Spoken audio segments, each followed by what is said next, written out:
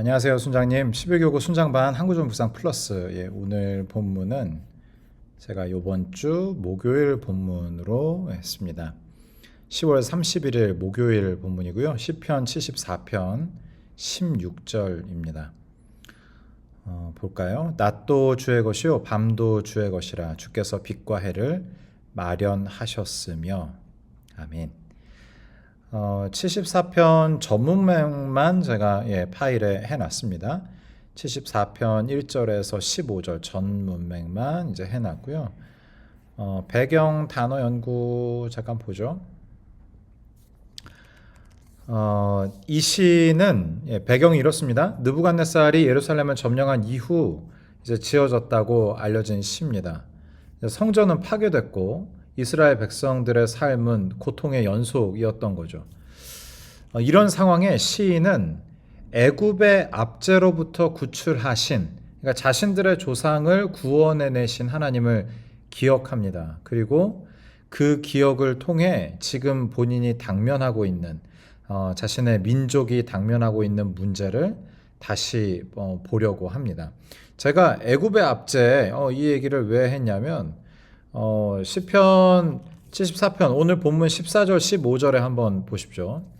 주께서 주의 능력으로 바다를 나누시고 물 가운데 용들의 머리를 깨트리셨으며, 그러니까 물 가운데 용들의 머리, 용들 기억해 놓으시고요.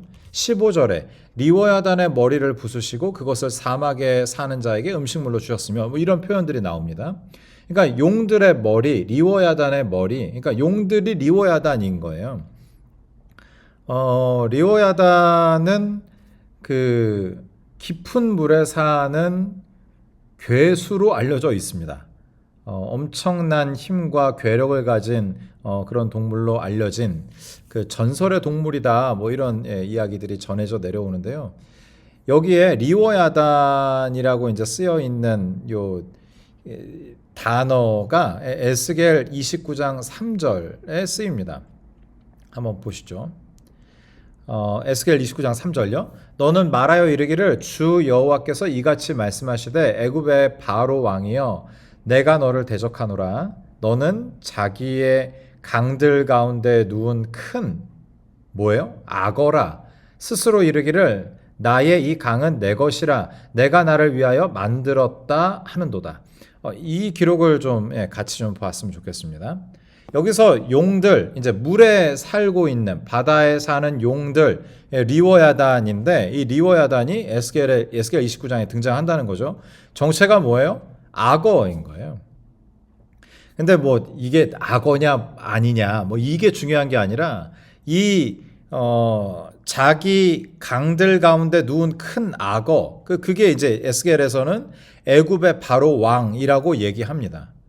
근데 더 중요하게 이 애굽의 바로 왕, 이 악어로 대표되는 애굽의 바로 왕의 특징이 있다는 거죠. 특징이 뭐예요?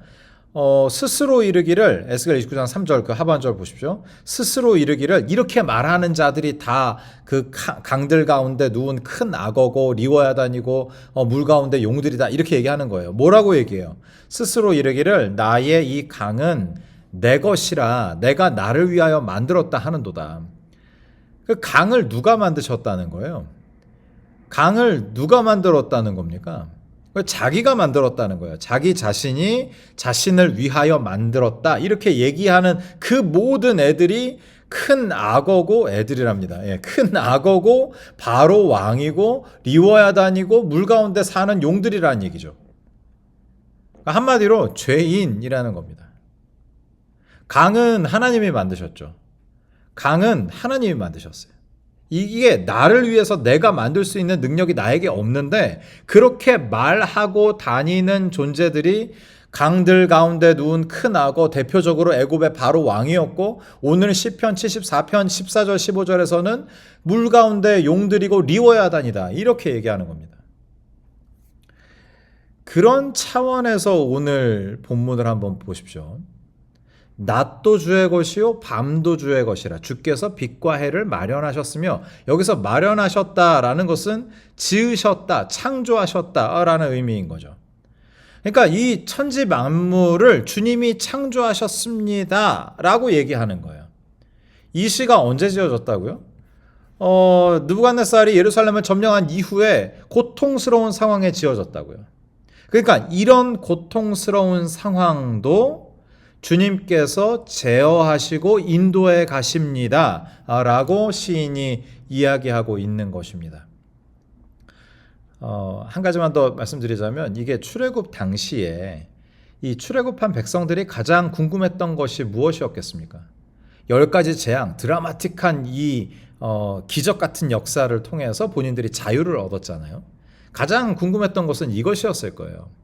하나님은 대체 누구야? 모세가 와서 하나님이 자신을 보내서 우리를 해방했다고 얘기하는데 그러면 하나님은 대체 누구야? 또요. 그 하나님은 왜 해방시켜 주신 거야? 이런 두 가지 질문이 근원적인 질문이었을 겁니다. 그러면서 등장하는 첫 대답, 이 두 가지의 본질적인 질문의 대답으로서의 첫 책이 창세기고 창세기 1장이라는 거죠. 하나님은 어떤 분이래요?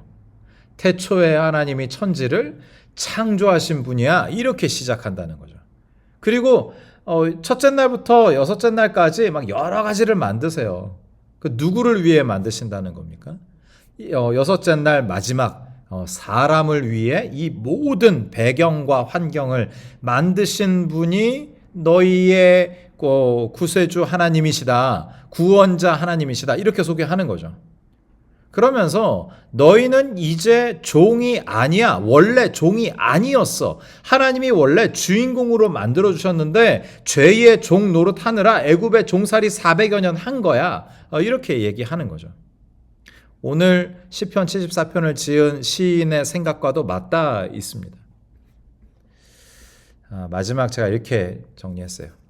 강가 악어와 같이 애굽은 강력한 힘을 가진 것이 확실하지만 그가 힘을 얻고 존재하는 강을 지으신 분이 하나님임을 오늘 시에서는 강조하고 있는 거죠. 이런 맥락에서 16절을 이해할 수 있습니다. 하나님은 이 천지 만물을 창조하신 창조주이십니다. 우리가 겪고 있는 어떤 어려움보다도 크십니다. 그 어려움까지도 제어하시는 분이 하나님이다라는 거죠. 적용 질문 이렇게 했습니다. 요즘 나의 삶의 리워야단은 무엇입니까? 삶 가운데 겪고 있는 어려움, 또 리워야단처럼 나를 압도하는 삶의 문제는 무엇이냐고 질문 드린 겁니다. 두 번째는요. 천지를 창조하신 하나님은 나에게 어떤 의미입니까?